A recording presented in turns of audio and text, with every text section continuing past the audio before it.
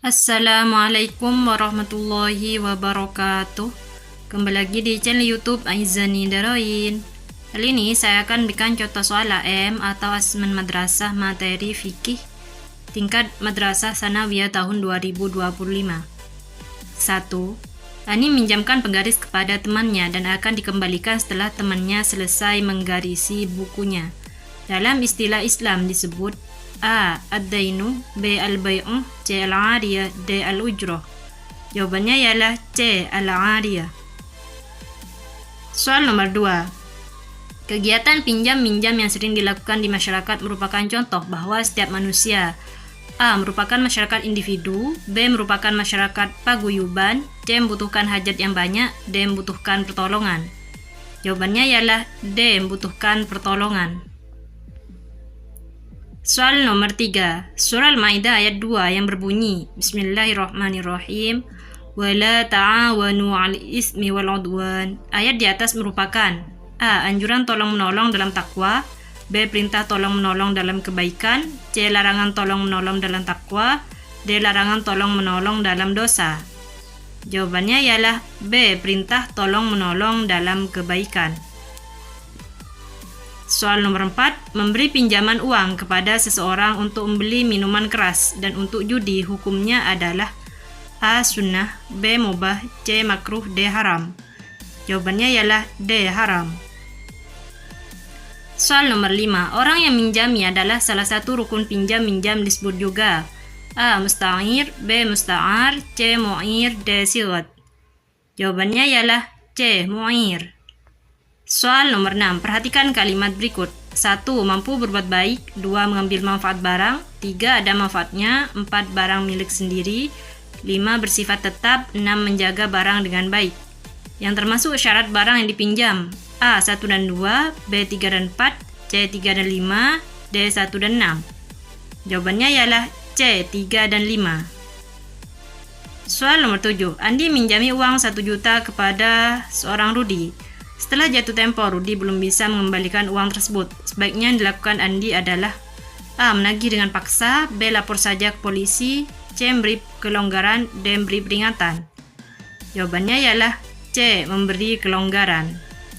Soal nomor 8. Dalam pelaksanaan pinjam-minjam, rukun pinjam-minjam harus ada. Jika tidak ada salah satunya, maka A. akan terjadi kacauan, B. dianggap tidak sah, C. dianggap tidak valid, D. terjadi ketidakrelaan. Jawabannya ialah B. dianggap tidak sah. Soal nomor 9. Kata Fulan, Nabil saya pinjam motornya. Jawab Nabil, silahkan. Ini contoh dari A. khiyar, B. ihsan, C. qabul, D. ijab qabul. Jawabannya ialah D. ijab qabul.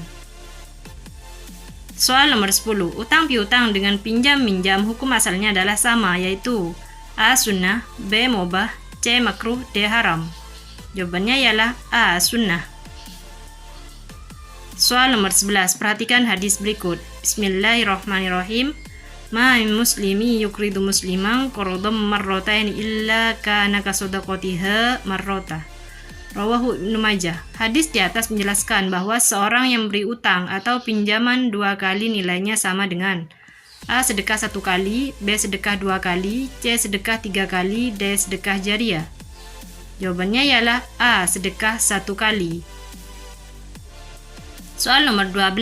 Qard Al-Hasan yaitu lembaga sosial yang melayani utang piutang dengan cara A. mengambil manfaat, B. mengambil keuntungan, C. tanpa mengambil keuntungan, D. mengambil bagi hasil keuntungan. Jawabannya ialah C. tanpa mengambil keuntungan. Soal nomor 13. Denny berhutang kepada Tifa sebesar 1 juta. Dengan jaminan Denny menyerahkan HP Android kepada Tifa. Ini disebut A. mudharabah, B. musyarakah, C. istisna, D. rahan. Jawabannya ialah D. rahan. Soal nomor 14. Barang atau marhun. Hutangnya marhun bih siwat 2 orang yang melakukan akad merupakan A. ketentuan gadai, B. tata cara gadai, C. syarat gadai, D. rukun gadai. Jawabannya ialah D. rukun gadai. Soal nomor 15. Jenis barang yang dapat digadaikan adalah A. memiliki nilai ekonomi, B. memiliki wujud yang jelas, C. bersifat sementara, D. bersifat sederhana. Jawabannya ialah A. Memiliki nilai ekonomi. Soal nomor 16, gadai hukum asalnya adalah mubah atau dibolehkan, terdapat dalam Quran surah Al-Baqarah ayat 280, B. Al-Baqarah ayat 283, C. Al-Maidah ayat 280, D. Al-Maidah ayat 283. Jawabannya ialah B. Al-Baqarah ayat 283. Soal nomor 17, barang gadai berfungsi sebagai penguat kepercayaan bahwa A. Barang gadai akan dikembalikan, B. Barang gadai akan dirawat, C. Uang akan dikembalikan, D. Uang akan dimanfaatkan. Jawabannya ialah C. Uang akan dikembalikan. Soal nomor 18, di bawah ini barang gadai yang boleh diambil manfaatnya adalah A. Kebun sawit, B. Sawah atau ladang, C. Emas atau perak, D. Sapi perah. Jawabannya ialah D. Sapi perah. Soal nomor 19, saling tolong-menolong dalam memenuhi kebutuhan merupakan manfaat gadai bagi A. Orang yang menggadaikan, B. Orang penerima gadai, C. Kedua orang penggadai, D. Kedua orang saksi. Jawabannya ialah C. Kedua orang penggadai. Soal nomor 20, Amir selalu membantu Pak Doni memasarkan dagangannya dan Pak Doni selalu memberikan imbalan dari jerih payah yang dilakukan sebagai upah atau A. Hibah, C. Ujroh. Jawabannya ialah C. Ujroh. Soal nomor 21, perhatikan hadis berikut. Bismillahirrahmanirrahim. Wa'tul ajir ajrohu qabla ayyakhif arokohu. Rawahu Ibnu Majah.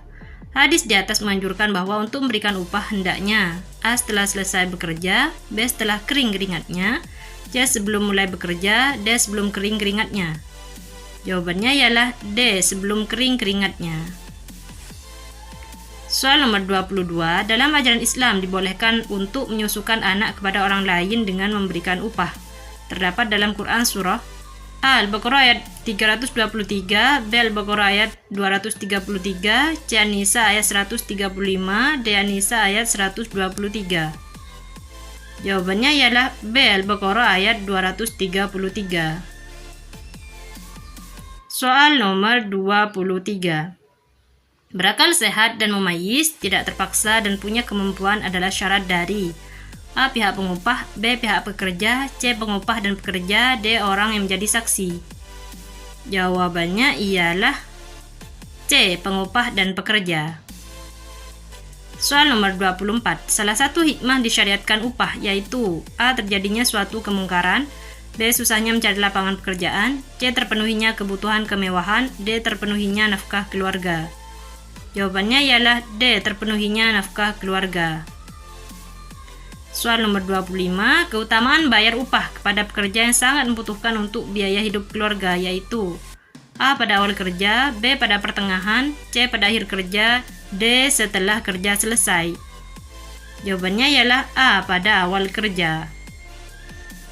Soal nomor 26, hukum mengurus jenazah orang Islam adalah fardu kifayah. Artinya, jika sudah dikerjakan oleh sebagian orang Islam, maka A. Yang lainnya akan berdosa, B. Yang lainnya tidak berdosa, C. Yang lainnya harus ikut ngurus, D. Yang lain juga bertanggung jawab. Jawabannya ialah B. Yang lainnya tidak berdosa. Soal nomor 27. Kewajiban pertama harus dilakukan terhadap jenazah adalah A. Mendoakan, B. Mandikan, C. Menyolatkan, D. Menguburkan. Jawabannya ialah B. Mandikan. Soal nomor 28. Hal yang harus dihindari ketika mandikan jenazah adalah A. Menggunakan sarung tangan, B. Membaringkan di tempat agak tinggi, C. Menyebarkan aibnya pada orang lain, D. Mencampuri air dengan kapur barus. Jawabannya ialah C. Menyebarkan aibnya kepada orang lain. Soal nomor 29. Jenazah yang tidak boleh dimandikan dan disolatkan ialah yang mati syahid, yaitu A. Mati karena musibah kebakaran, B. Mati karena musibah kecelakaan, C. Mati karena perang bela Islam, D. Mati karena perang bela agama. Jawabannya ialah C. Mati karena perang bela Islam. Soal nomor 30.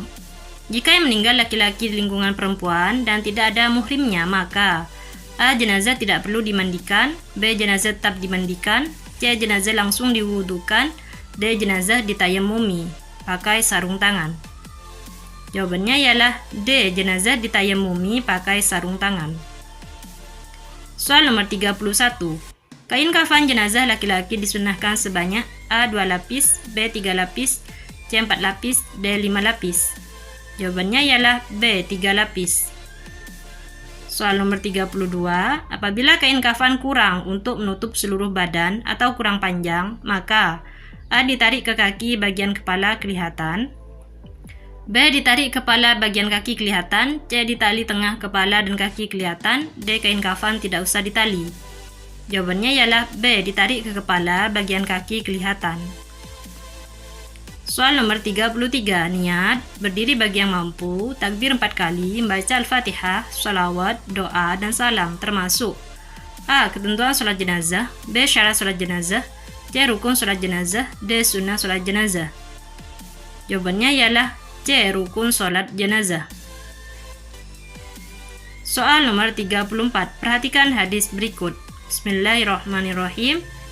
Usolli ala hadzal mayyit arba'a takbiratan fardhu kifayatillahi ta'ala.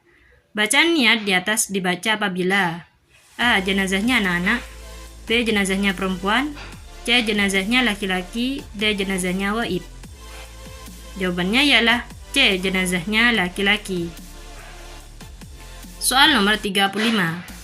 Pada saat jenazah setelah takbir kedua lalu membaca A. Sholawat Nabi, B. Al-Fatihah, C. doa untuk jenazah, D. doa untuk yang sholat. Jawabannya ialah A. Sholawat Nabi. Soal nomor 36. Ya Allah, ampunilah dia, berilah rahmat, sejahtera, dan maafkanlah dia. Ini adalah arti doa yang dibaca setelah takbir. A. pertama, B. kedua, C. ketiga, D. keempat. Jawabannya ialah C. ketiga. Soal nomor 37. Posisi miring ke kanan menghadap kiblat adalah posisi meletakkan jenazah A. saat disolatkan, B. dalam keranda, C. dalam kubur, D. di liang lahat. Jawabannya ialah D. di liang lahat. Soal nomor 38. Doa talqin adalah doa untuk mengingatkan dan mantapkan ahli kubur, agar saat ditanya malaikat mungkar dan nakir dapat menjawab dengan A. cepat, B. tegas, C. lancar dan benar, D. tegas dan cepat. Jawabannya ialah C. lancar dan benar. Soal nomor 39. Hukum baca doa talqin adalah A. mubah, B. sunnah, C. wajib, D. makruh. Jawabannya ialah B. sunnah. Soal nomor 40. Perhatikan hadis berikut. Bismillahirrahmanirrahim. An Jabir naha Rasulullah sallallahu alaihi wasallam ayyujassasal qabru wa ayyub ada alaihi wa ayyubna alaihi. Rawahu Ahmad wa Muslim. Hadis di atas menegaskan bahwa Rasulullah melarang A. menanam pohon di sekitar kuburan, B. menembok kuburan dan duduk di atasnya, C. memberi tanda batu nisan di atasnya, D. mengubur lebih dari satu jenazah. Jawabannya ialah B. menembok kuburan dan duduk di atasnya. Terima kasih sudah menonton. Jangan lupa klik tombol like dan subscribe ya. Assalamualaikum warahmatullahi wabarakatuh.